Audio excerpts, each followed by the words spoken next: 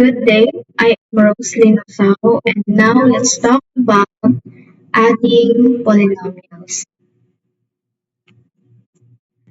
So, addition of polynomials.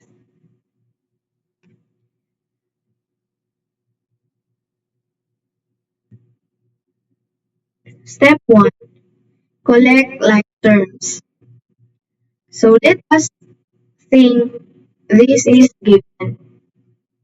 So, mauna siya ang atong list 1, and this is the list 2. So, ang atong list 1 is 2x cubed plus 3x squared minus x plus 9 plus 3x cubed minus 2x squared plus 3x minus 5. So, ang atong step 1 is collect like terms. So, think of them as groups. Only add terms that are the same group. So, x cubed terms. So, pakita natin diri kung as ang iyang pairs. So, x cubed terms. So, the result is 2x cubed plus 3x squared. So, diri na ito siya makuha sa list 1 and list 2, which is na 3x cubed and 2x squared. And x squared terms. So, mga naputad is atong given. Na siya o 3x squared and 2x squared.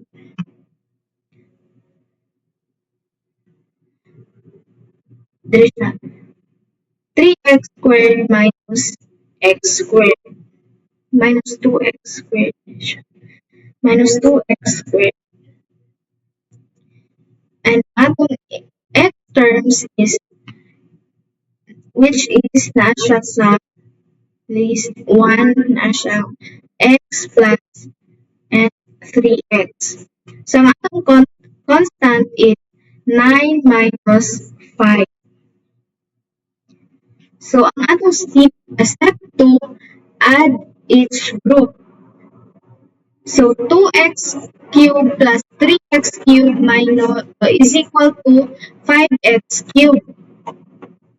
And ang atong 3x squared plus x squared is equal to 2x squared. And number 3, negative x plus 3x is equal to 2x. And ang atong constant is 9 minus 5 is equal to 4. So, ang atong step 3 is put them all together. Write the groups in order from highest to lowest exponent. So, exponent tamag base, which is ang atong highest exponent is ang x cubed.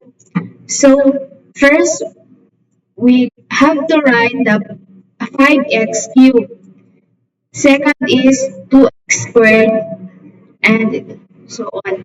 So, 5x squared plus 2x squared plus 2x plus 4.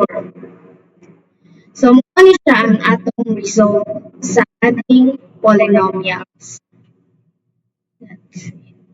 Thank you.